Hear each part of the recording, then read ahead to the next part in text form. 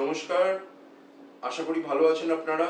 আজকে আমি একটা অত্যন্ত গুরুত্বপূর্ণ বিষয় নিয়ে আপনাদের সাথে আলোচনা করতে এলাম। হোমিওপ্যাথিতে কেস টেকিং বা আপনাদের যে পারিবারিক এবং আপনার অতীত সম্বন্ধে যে বারবার ডাক্তাররা প্রশ্ন করেন তার কারণ।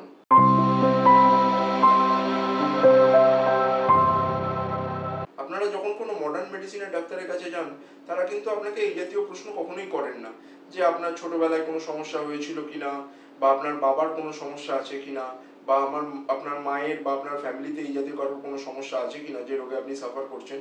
কারণ তাদের সেটা প্রয়োজন হয় না। তারা তাৎক্ষণিক যে রোগ নিয়ে আপনি এসছেন তার উপর তারা তাদের সিস্টেম অনুযায়ী মেডিসিন প্রয়োগ করেন। এগুলি তাদের কাছে খুব একটা গুরুত্বপূর্ণ বিষয় নয়। কিন্তু হোমিওপ্যাথিতে সম্পূর্ণ উল্টো।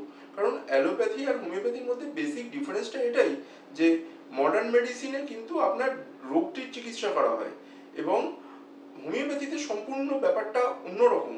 আপনি যে রোগে আক্রান্ত, সেই রোগে আক্রান্ত হওয়ার পরে যে আপনার বর্তমান পরিস্থিতি, যে মানুষ হিসেবে আপনি সাফার করছেন তার চিকিৎসা করা হয় অ্যাজ এ হোল।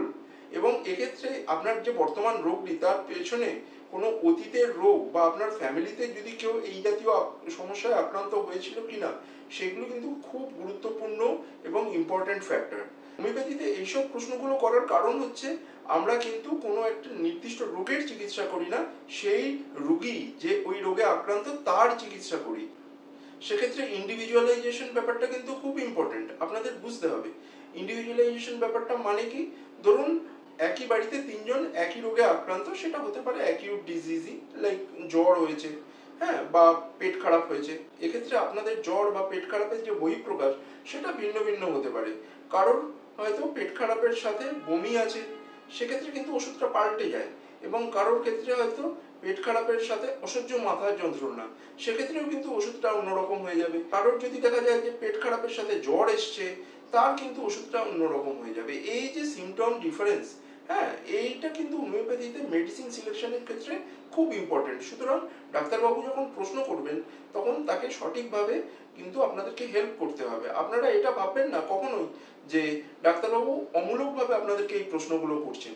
আর একটা খুব ইম্পর্টেন্ট জিনিস, যখন আপনারা কোনো ক্রনিক রোগে আক্রান্ত, লাইক আপনার কোনো একটা টিউমার হয়েছে ছোটোখাটো, বা আপনি অন্য কোনো এমন কোনো রোগে আক্রান্ত যেটা দীর্ঘদিন ধরে আপনি সাফার করছেন এবং সেই জন্য হোমিওপ্যাথিক ডাক্তারের কাছে গেছেন, এক্ষেত্রে কিন্তু ডাক্তারবাবু আপনার পারিবারিক হিস্ট্রি বা ফ্যামিলি হিস্ট্রিটাও খুব ভালোভাবে নেবেন। এবং ছোট থেকে আপনি যে বড় হয়েছেন এই সময়কালে যে আপনি কোনো নির্দিষ্ট রোগে বারবার আক্রান্ত হয়েছেন কিনা, এর সাথে অন্যান্য কোনো সমস্যা আছে কিনা, এইগুলো কিন্তু মেডিসিন সিলেকশনের ক্ষেত্রে খুব ইম্পর্টেন্ট। এই জন্যই কিন্তু তারা বারবার আপনাকে এই পুরোনো দিনের প্রশ্নগুলো করেন।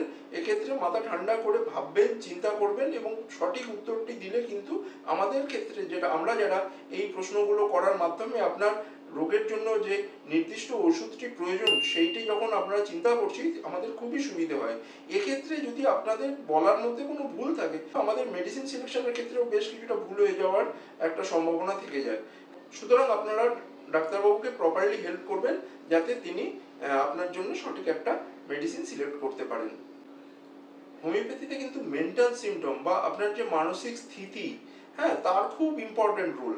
মানে একই রোগে যদি একজন পেশেন্টের মেন্টাল সিমটম আলাদা হয়, হ্যাঁ, তাহলে সেক্ষেত্রে কিন্তু আমাদের মেডিসিন সম্পূর্ণভাবে পাল্টে যায়।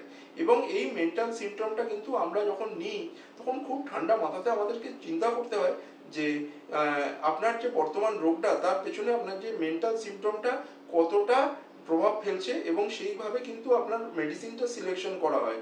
এক একটি মেডিসিন আমরা যখন পড়াশুনো করি তার মেন্টাল সিমটমটা আমাদের কাছে কিন্তু এক একটা মানুষের ব্যক্তিত্ব হিসেবে আমাদের কাছে প্রকাশিত হয়ে ওঠে। ক্রনিক রোগে যেসব মেডিসিনগুলো ইউজ হয় সেক্ষেত্রে কিন্তু তাদের মেন্টাল সিমটমটা আমাদের কাছে খুব ইম্পর্টেন্ট থাকে।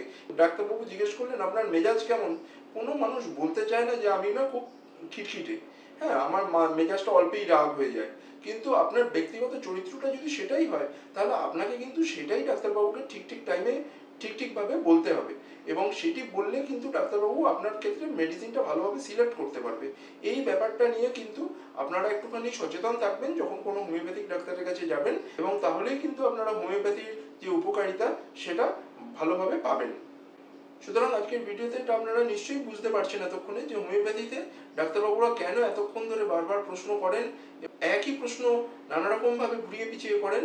কারণ হচ্ছে আপনার ক্ষেত্রে মেডিসিনটা সিলেক্ট করাটাই তার একমাত্র লক্ষ্য।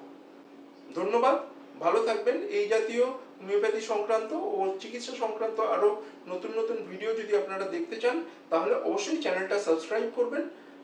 ভালো থাকবেন, আবার একটা নতুন ভিডিওতে দেখা হচ্ছে।